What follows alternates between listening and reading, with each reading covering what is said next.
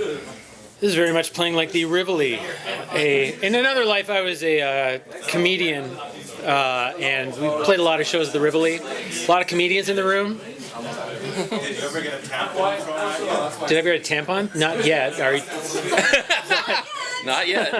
I'm hoping. Are you looking to break new ground tonight, John? Well, there is an ex-comedian in the room who says he stopped after he... Someone threw a tampon at him. Are you taking pictures? I know, you're under the spotlight. Yeah, I know, really. Okay. Anyway, for those of you who don't know us, which is almost all of you, Andrew and I are 2/3 of a weekly podcast called Discultured, which you can find at discultured.com or discultured.ca. And Discultured is always spelled with a Y. Why is that, Andrew? Because some stupid bullshit branding thing that existed before I came on board. We tried to monetize it with a Y. Because Y is the yen. Oh, higher SEO rankings. Yeah, SEO, that was it. There you go, Yeah, SEO. exactly. So this is going to be, we do the weekly podcast. We normally do it live on Wednesday nights, but instead tonight we're going to do for the third time ever, we're doing a Discultured discussion. The last one was when the iPad got announced, and if you remember all that hoopla with Steve Jobs and everyone thinking it was the greatest, Andrew and I basically got on for half an hour that night and just, expressed some vitriol. We swore, and we were. I'm not a fan of Apple. I'm an Apple user for many years. I saw the light when the iPhone came out. Was not a fan. For a reason. Sorry, what? Oh, that's somebody else. No heckling. No heckling. Yeah, for reasons we can go into if you like later on, but. But anyway, yeah, we unleashed in the iPad because it's, to me, was the further extension of the transformation of Apple from a computer maker for artistic types into an evil electronics empire. But that's beside the point. Good for them. And good for them. And so today we're going to talk about an issue that we're both pissed off about, because that's what we like to do on Discultured. We're going to talk about, if you've heard the recent decision, it was kind of a big issue over at CBC's Spark this week, if you're a follower of that podcast, which was the fact that CBC on their podcasts will no longer allow Creative Commons music to be used. Yeah, And what's Creative Commons, you may ask? Well, it's copyright for the rest of us. It's copyright in plain English that regular people can understand, and it promotes free culture and sharing and all that good stuff. And CBC apparently not so much. So in the spirit of Discultured, fuck you, CBC. You rat bastards. CBC or CBC Union?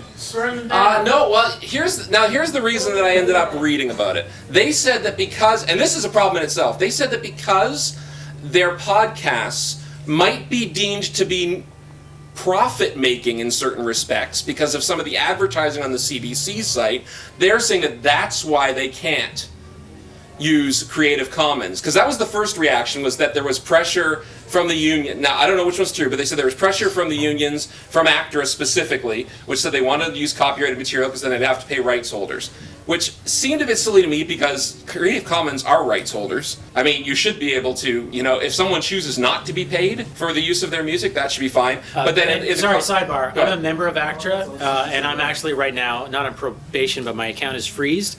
The reason why it's freezed and why I didn't quit, because I support the free culture and the Creative Commons and everything. The reason why is in order for me to quit ACTRA, it would cost $400. To quit! $400 for the privilege of saying, fuck you, you piece of shit Canadian talent union that doesn't have a fucking clue about anything in this country that makes shitty shows like Republic of Doyle? Anyone? Sorry, sidebar. Please continue. Yeah, so we don't know what the real reason was. I've heard a different reason. Okay, Go for it. what's the different reason? Yeah. Go ahead. All right. Come on. Say who you are.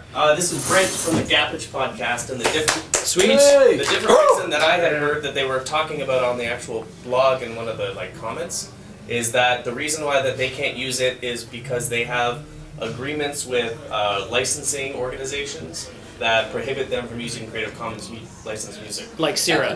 So kind of like what I was saying, the idea that because they might be making money up, because it's not a non-profit. Yeah, there's some rule in some of their contracts that they've signed with other groups that they get music and stuff from.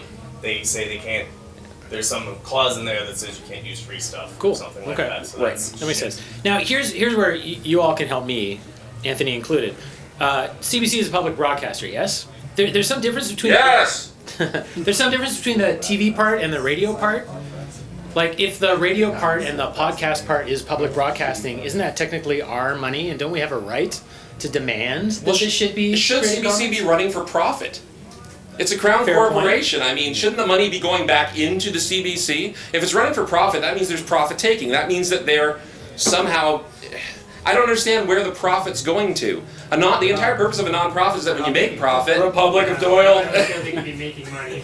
right? CBC doesn't make money on a regular basis. That's the entire point. So it seems to me that maybe they're trying to hang their hat on the idea that when you sign when you ascribe one of your works as Creative Commons, one of the symbols that you can put up is that nobody can be making any monetary profit off of this, or nobody can be benefiting from this in a monetary way. Right. And so that could be what they're trying to hang their hat on, saying maybe one of these podcasts could end up making someone something monetary, and therefore they don't want to wade through that because they don't want a bunch of creative content creators chasing them down.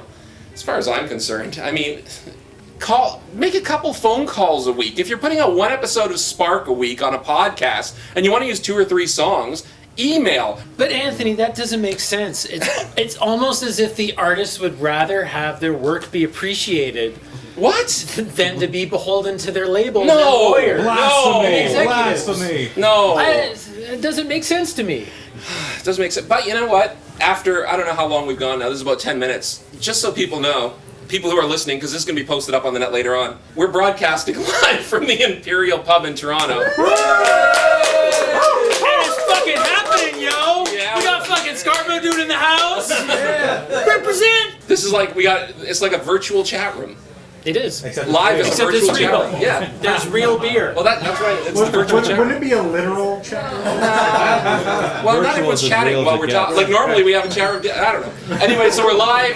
It's Anthony Marco, Andrew Curry. Mike Vardy is off somewhere taking care of another baby or something like that. Yes, he's the family man. He's from Victoria. He's the 3rd member of our podcast, and he's got 2 children now, so he's got way less time for me to drive out than for me to drive out from Hamilton and actually do this kind of stuff. Ooh, Scarborough dude was a bit amused by that last one there. I guess so. No, by his comment. The most active member. Oh. Hey-oh. He's Nice. talking about banging. Yes, forget it. We'll be going scatological in a second right here. The favorite place I shit my pants was.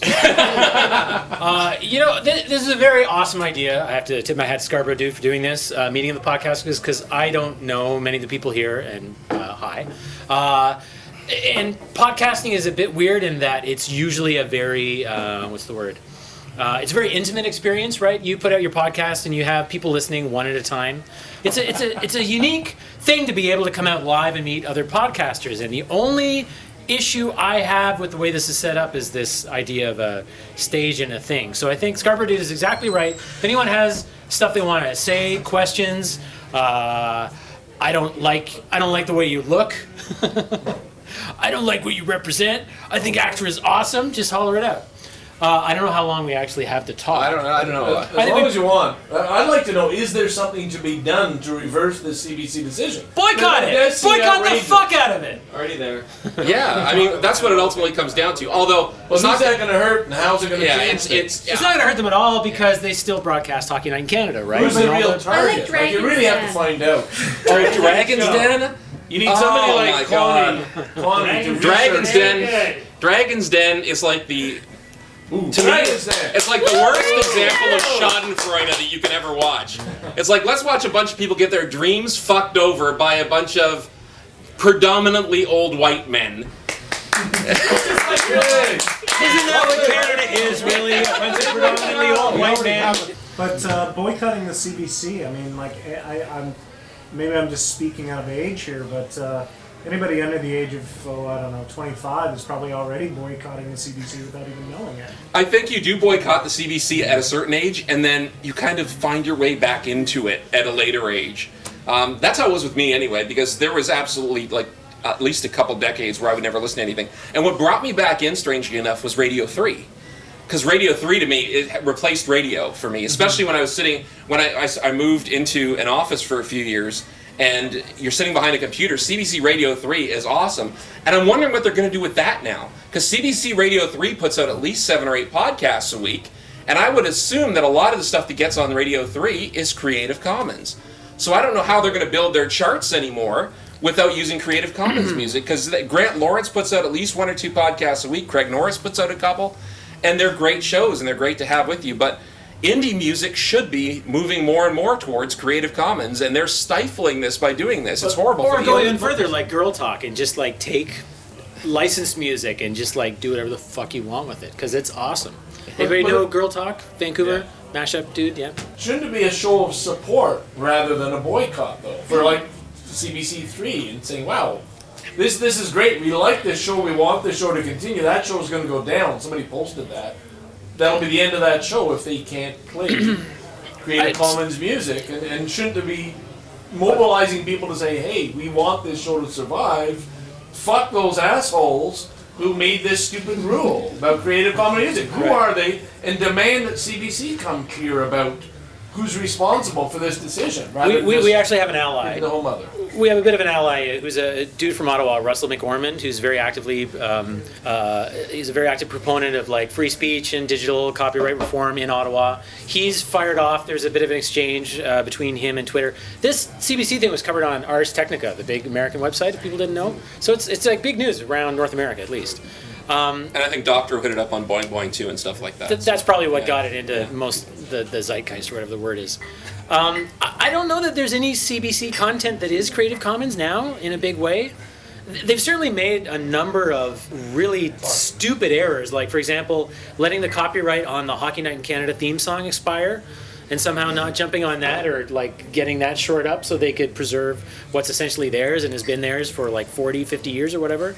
There's also the iPredator thing. They've hired a American law firm to go after bloggers who are linking, republishing content from CBC News websites. Yeah. If you put up an article on your blog from CBC, the rate that you have to pay, unless you do it illegally, is $250 a month to rebroadcast a CBC.ca part of an article on your blog. It's not clear. It's not clear because we don't have very clear fair use in Canada. It's clearer in the States than it is up here right now. Very useless. Pretty much. Fairly useless, yes. Yeah. So I mean that's the scenario that we're in right now. So CBC, when I think of some of the stuff that James Moore has been doing lately, and I apologize if I'm not playing to the politics in the room, but I don't necessarily see a lot of PC party members here, or not waving blue cards anyway. I'm out of here. There you go. But so be it. So be it if you are. I'm just saying James Moore, when he's trying to define Canadian heritage. Let the record show that someone made a Heil Hitler sign and it was pretty fucking awesome. You can't see that because this is an audio podcast. Okay, back to Anthony. James Moore, who's trying to pass Bill C-32 right now and saying that it's about Canadian heritage and Canadian culture, to shut down indie musicians who choose Creative Commons over regular copyright is a slap in the face to Canadian culture. Yep. And it's a slap in the face to any one of us who put podcasts out under a Creative Commons license.